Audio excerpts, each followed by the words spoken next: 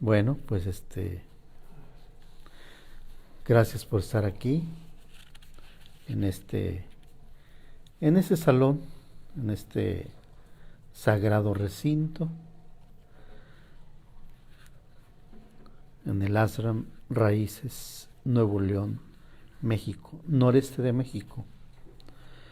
Este, Ayer estábamos platicando de los eclipses, ¿verdad?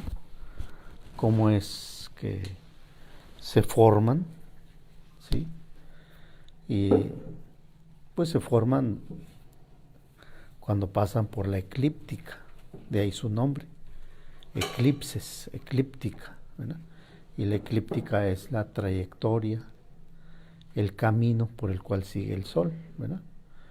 Y en esa trayectoria, en un momento dado, pues ahí va la Tierra.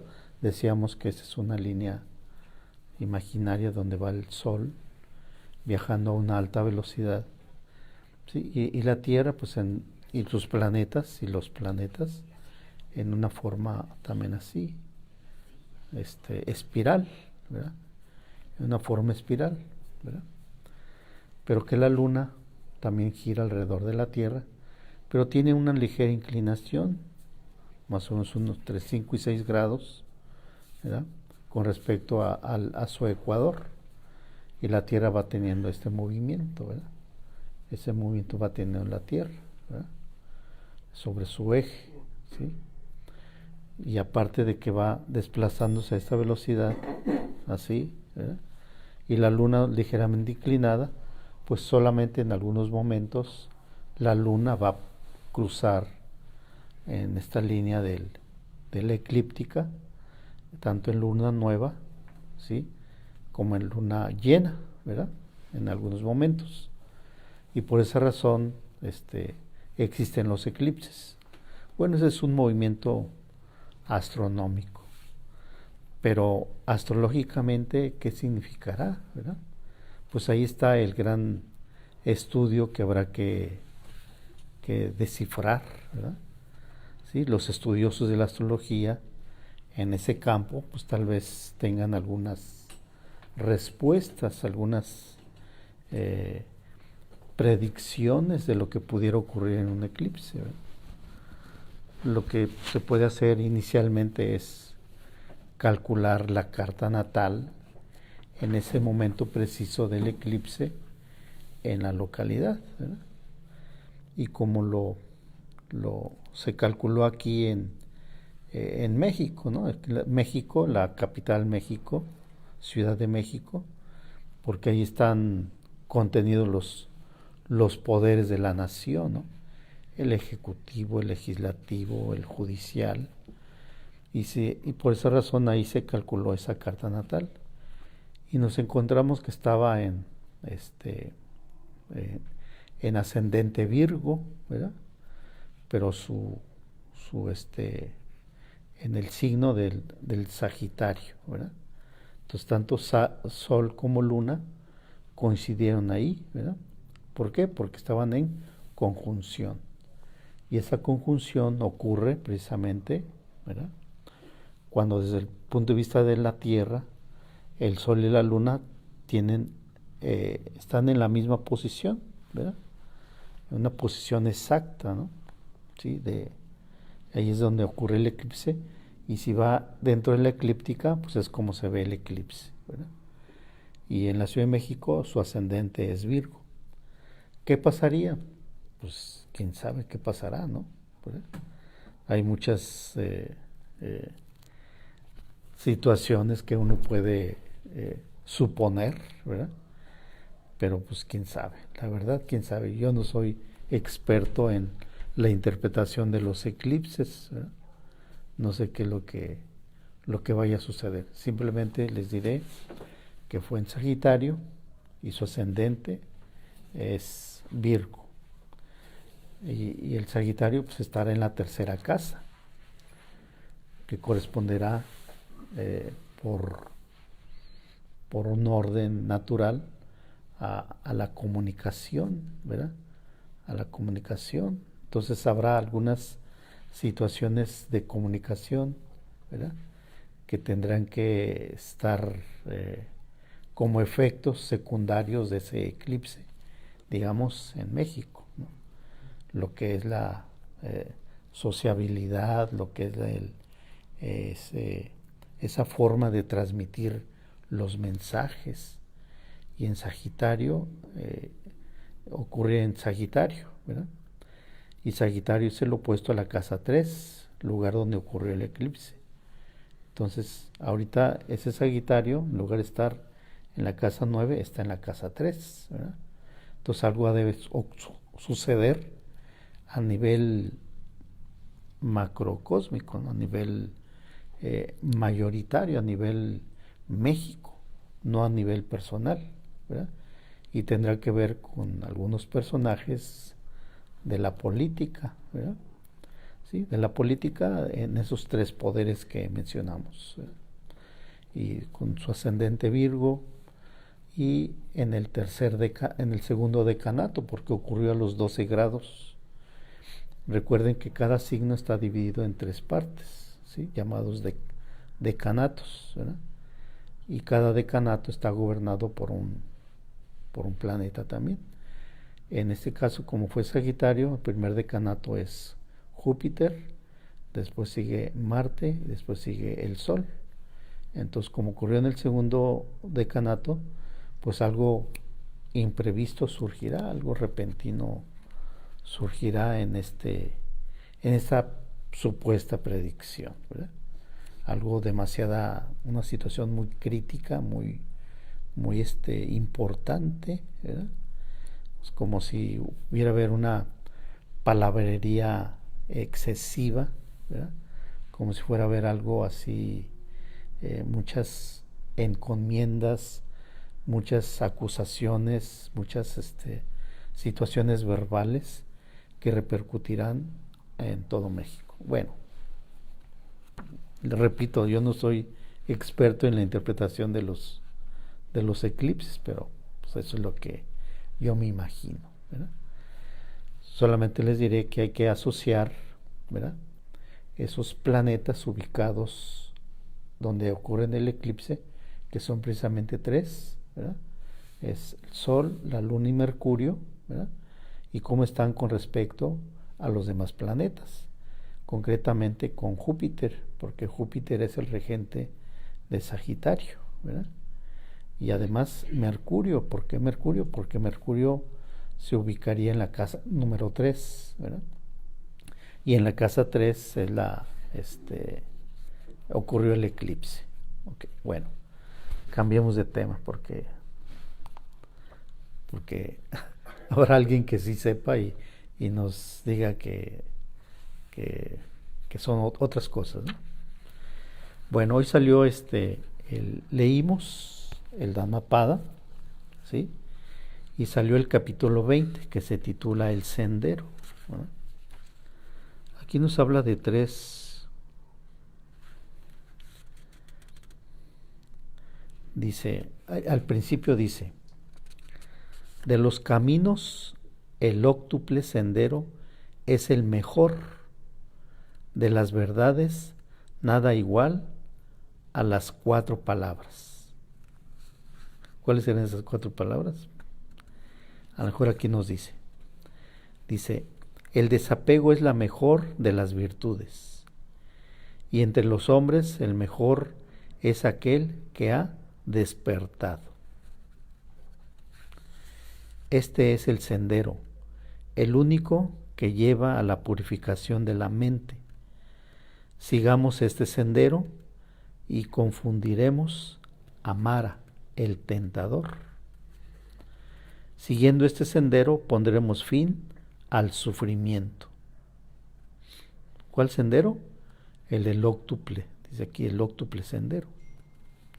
Dice, cuando hayamos aprendido el proceso de arrancar la flecha del deseo, entonces andaremos el sendero. Nosotros mismos debemos esforzarnos. Los Budas tan solo indican el camino. O sea, los Budas, o sea que hay varios Budas, ¿verdad? quién sabe cuándo sabrá, ¿verdad? Dicen que debe de haber 30 Budas vivientes, ¿no? Así, continuos, ¿no? Se muere uno y entra otro, etcétera. O sea, no sé cómo sea eso, ese proceso, pero dicen que en la tierra debe de haber 30 Budas vivientes. Los iluminados, ¿verdad? Son los iluminados. Es lo que significa Buda. Dice, todas las cosas creadas tienen un fin. Cuando hayamos comprendido esto, entonces habremos superado el sufrimiento. Este es el sendero que conduce a la pureza. Todas las cosas creadas están sujetas al sufrimiento. Wow. Todas las cosas creadas están sujetas al sufrimiento. No creo. A menos que esté uno apegado a eso, ¿no? ¿Sí? Cuando hayamos comprendido esto, entonces habremos superado el sufrimiento. Este es el sendero que conduce a la pureza. Todas las cosas creadas son meras ilusiones. Pues yo digo que no. Pues yo. Cuando hayamos comprendido esto, entonces habremos superado el sufrimiento. Este es el sendero que conduce a la pureza. Si no nos esforzamos cuando debemos hacerlo, si siendo jóvenes y fuertes somos indolentes y si nuestra voluntad es débil, nunca encontraremos el sendero hacia la sabiduría. Este sí es interesante, este párrafo. Lo voy a repetir. Si no nos esforzamos cuando debemos hacerlo, si siendo jóvenes y fuertes somos indolentes y si nuestra voluntad es débil, nunca encontraremos el sendero hacia la sabiduría. Está clarito este. Y esto es lo que ya nos salió. Vigilemos nuestras palabras y controlemos nuestra mente, que no haya maldad en nuestro cuerpo. Siguiendo estas 3 vías de acción, avanzaremos por el sendero. ¿Cuáles son las 3 vías de acción? Vigilar palabras, controlar la mente y que no haya maldad en el cuerpo. Siguiendo estas 3 cosas, avanzaremos por el sendero. O sea, vigilar las palabras, controlar la mente y que no haya maldad en nuestro cuerpo. En verdad, de la meditación brota la sabiduría. Sin la meditación, la sabiduría no existe. Bueno, depende del tipo de meditación que haga uno, ¿no? ¿Sí? La meditación como tal, pues sí ha de ser buena, ¿no? Pero si lo hacemos, ¿a qué hora es? A las 7, ¿verdad? Si se hace la meditación a las 7 y nos sentamos y estamos haciendo otras cosas con la mente, pues no estamos meditando. Tendrá que haber algo diferente para disciplina, para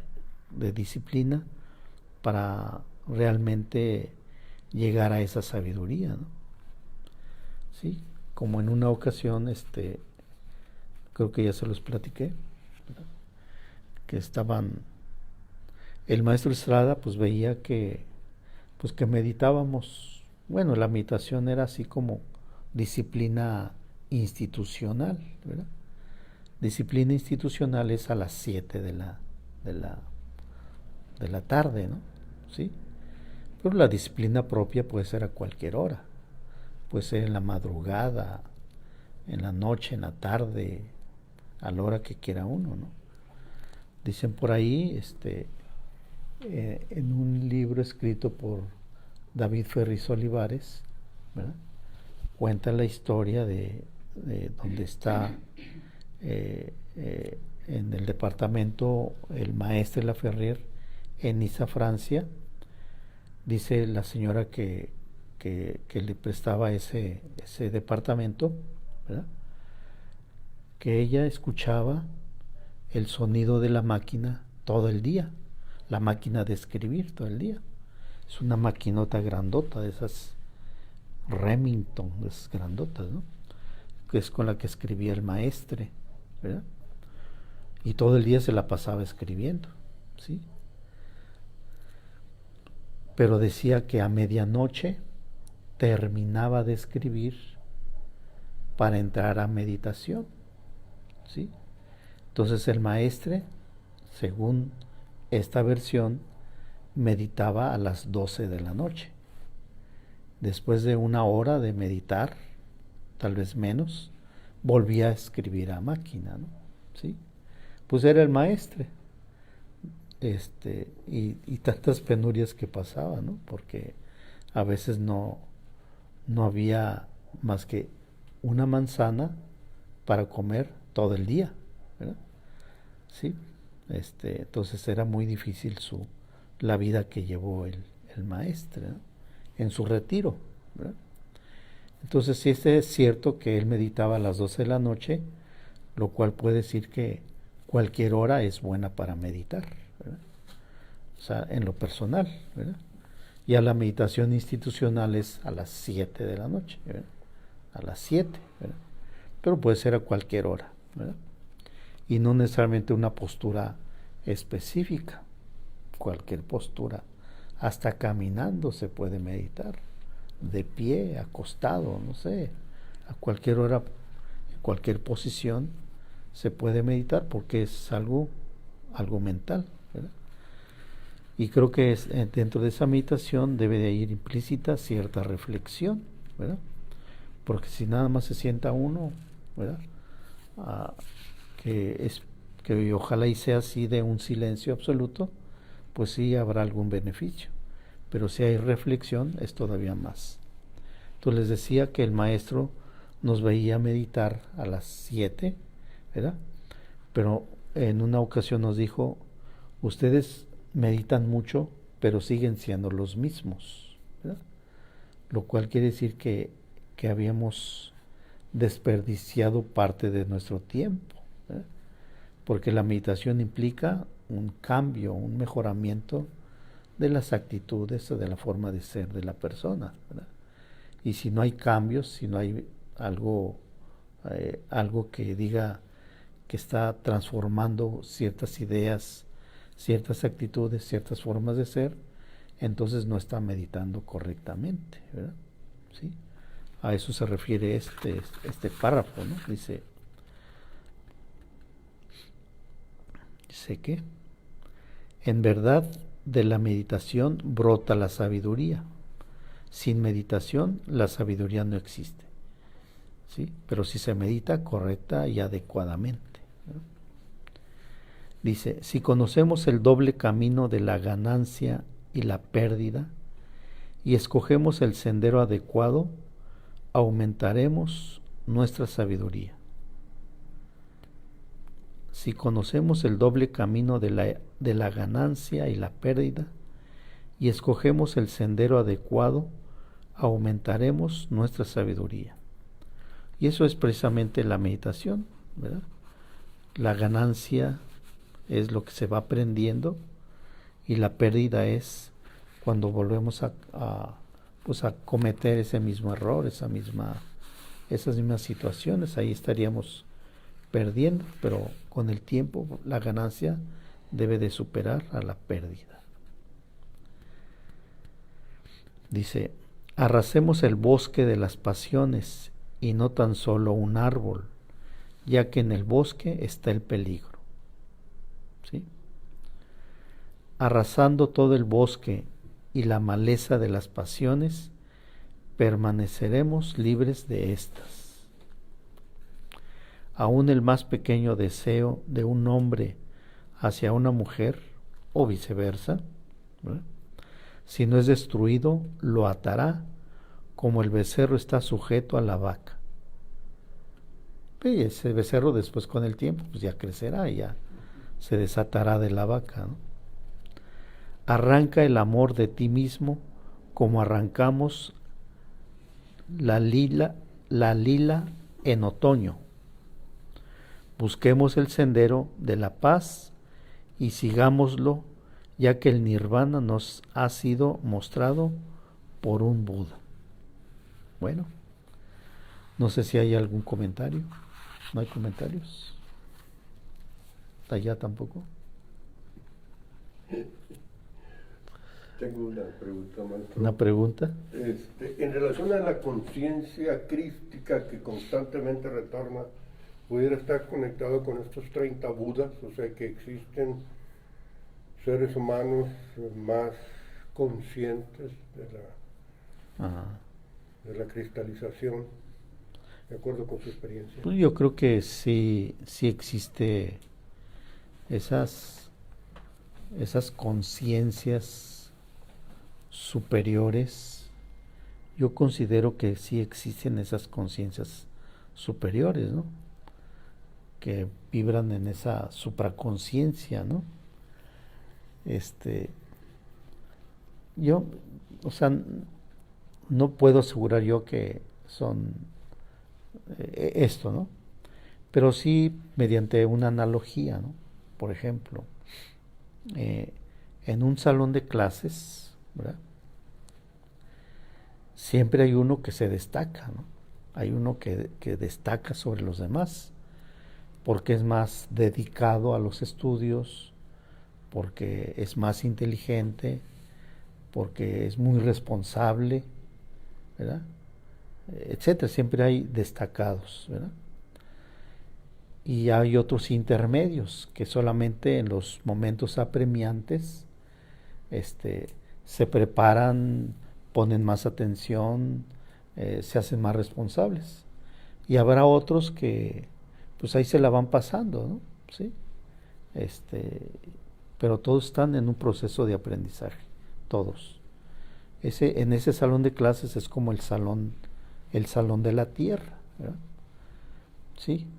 Habrá algunos que sí son más dedicados, más inteligentes, más preparados, les gusta aprender, les gusta pues sacar lo bueno de lo que van viendo, ¿verdad? Habrá otros que pues que ahí se la van llevando solamente en los momentos apremiantes, en las necesidades, ¿verdad? Sí, cuando está uno enfermo, cuando está uno con ciertos temores, cuando tiene preocupaciones de no sé qué cosa, ¿verdad? Se preocupa por esas cosas y está atento para aprender de la vida, ¿no? Para aprender esas experiencias que está viviendo, ¿no? Y habrá otros que ni fu ni fa, o sea, que viven en la inercia, así, despreocupados de todo, o sea, no les altera nada, su comportamiento es así, humano, ¿no? ¿Sí? Entonces, yo pienso que esas inteligencias superiores, de esos grandes conocedores de la vida, que están muy atentos a las situaciones, que se preocupan hasta por los demás, pues aunque no sean conciencias búdicas o crísticas, sin embargo, habrá gente en el planeta Tierra que de alguna forma u otra va encauzando a la gente, va siendo un ejemplo para la gente, ¿verdad? Ha de tomar algunas decisiones tan importantes que aunque sea un grupo pequeño de gente, lo sigue, o sea, lo sigue en el sentido de que va siguiendo su ejemplo, de que se va comportando mejor, de que va viviendo mejor la vida, ¿no? ¿Sí? Entonces yo supongo, por lo tanto, en base a esto, de que sí ha de haber conciencias crísticas o búdicas en la Tierra actualmente, ¿verdad? No es que un solo, un Cristo renazca cada 2000 años. Para mí es ilógico eso, ¿no? Debe ser una continuación, así, continuación, ¿verdad? Que se le reconozca a uno cada 2000 años o solamente a uno hace 2000 años, pues eso es una forma de decir, ¿verdad? Que hay alguien que se preocupa por la gente, por la humanidad como el Cristo de hace 2000 años, ¿no? Que dice que promueve el amor al prójimo, ¿no? ¿Sí? Pero no solamente él habrá sido, estoy seguro que hay algunos más que van teniendo ese entendimiento del amor al prójimo, ¿no? ¿Sí? Y esa sería mi conclusión, de que sí, yo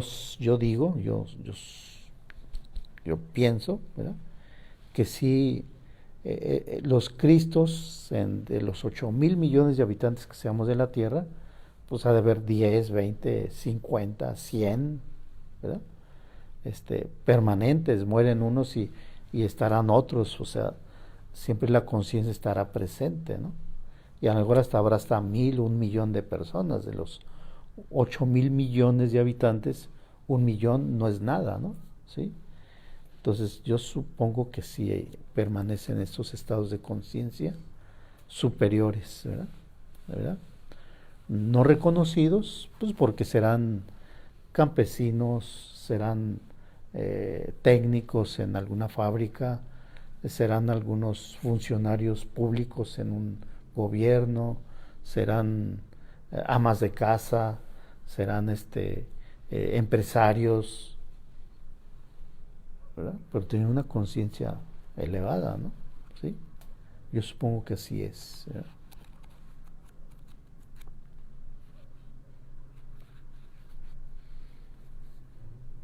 ¿Alguna otra pregunta? ¿Solo saludos? Bueno. Hablando de este estado de conciencia, estamos en Sagitario, ¿verdad? Sagitario. En Sagitario ocurrió el eclipse, ¿verdad? En Sagitario ocurrió el eclipse. Pero un mes antes de Sagitario, bueno, el siguiente signo de Sagitario, ¿cuál es? Escorpión o Capricornio. Capricornio, ¿verdad? Y en Capricornio, en teoría, es cuando ese estado de conciencia crístico renace, ¿verdad? ¿Sí? Renace como si fuera una posesión muy específica de la Tierra, ese eje terrestre, en ese solsticio de verano-invierno, invierno para el hemisferio norte y verano para el hemisferio sur, ¿sí? Ha de tener alguna posesión con respecto al universo, ¿sí? Que esa influencia cósmica llega a la Tierra para despertar ese deseo, esa necesidad de pureza, de limpieza del alma, ¿sí? Por eso se dice que en este mes de Capricornio, en el signo de Capricornio, es cuando nacen los Cristos, ¿verdad? ¿Sí? Nacen los Cristos, ¿verdad? En este solsticio invierno-verano, ¿verdad? Pero para el nacimiento ese se requiere una preparación. Y esta preparación dentro de la religión se conoce como el Adviento, ¿sí? Y es precisamente en Sagitario, ¿verdad? Algo curioso, que en Sagitario ocurrió el eclipse. Entonces necesitamos prepararnos para recibir esa cristalización, esa emanación cósmica, ¿no? ¿Y en qué consiste el Adviento? ¿Verdad? Si es Sagitario, ¿verdad? Sagitario es mitad hombre y mitad animal, mitad bestia, ¿no? La parte bestial está en la parte inferior, ¿verdad? Es el caballo, es el centauro, ¿no? ¿Sí? Pero la parte superior es el ser humano, ¿verdad? Será el que razona, el que piensa, ¿no? Entonces hay dos posiciones, ¿verdad? Para prepararnos o no prepararnos para recibir esa influencia cósmica crística, ¿verdad? Dejamos que la bestia nos lleve a donde quiera, o bien nosotros como la parte razonadora, permitir que esa bestia esté al servicio del espíritu, como se dice. La bestia al servicio del espíritu, no el espíritu, que representa el ser humano, al servicio de la bestia, ¿no? ¿Sí? Entonces debemos de prepararnos en estos días, ¿sí? ¿Mediante qué? Pues como dice aquí, mediante la meditación, la reflexión, el discernimiento, ¿sí? Pues esas situaciones que nos atan, que nos esclavizan en la tierra, aquí en la tierra, ¿no? ¿Sí? Los bienes materiales, los sentimentales, incluso hasta los intelectuales o espirituales, ¿verdad? Pues no apegarse tanto a eso, ¿no? Y en ese mes de Sagitario tenemos esa oportunidad para hacer pues esa reflexión, ¿verdad? Y esperar Capricornio para recibir, para estar listos a recibir esa influencia crística. Ahí es donde algunos de los 8,000 millones de habitantes, algunos sí harán lo necesario, harán lo propio, y ese estado de conciencia nace en ellos, ¿verdad? Por eso digo que permanentemente existen esos individuos, esas personas de carne y hueso que tienen esa conciencia de iluminado o de cristalizado, como es el Cristo, ¿no? ¿Sí? Entonces, Sagitario previo al Capricornio, ¿verdad? Capricornio es cuando nace el Cristo. Nace precisamente en un pesebre, porque el signo opuesto de Capricornio es Cáncer, ¿no? Cáncer. La estrella alfa de la constelación de Cáncer es para Esepe, el pesebre. O sea, debemos de nacer o de renacer en un estado de humildad, ¿verdad? De un estado de armonía, de plenitud, ¿verdad? ¿Sí? Para nacer en Capricornio, en el macho cabrío.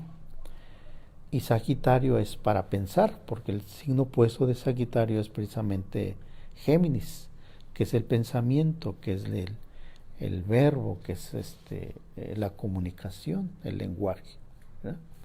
¿Sí? Es algo que hay que considerar también como una consecuencia de este eclipse que hubo en Sagitario, ¿verdad? ¿Sí? Una preparación para recibir ese estado de conciencia crístico. Eso sería en lo individual, y en lo colectivo pues ya todo dependerá de los líderes, ¿verdad? Principalmente los líderes que amalgaman grandes cantidades de gente, porque es Sagitario, y Sagitario está gobernado por Júpiter, ¿sí? El gran dios, el padre de los dioses, ¿no? Entonces son por un lado el gran sacerdote, ¿verdad? ¿Sí? Por parte de la religión, o por otro lado esos dirigentes, esos gobernantes que de alguna forma u otra pues gobiernan a gran cantidad de gente, ¿no? Entonces sobre ellos dos, en el aspecto religioso o en el aspecto político, habrá una influencia sobre ellos que va a repercutir sobre sus congregados, sus feligreses, sobre el pueblo en general, ¿no? ¿Ya se acabó? Bueno. Ya dice, estás bien puntual.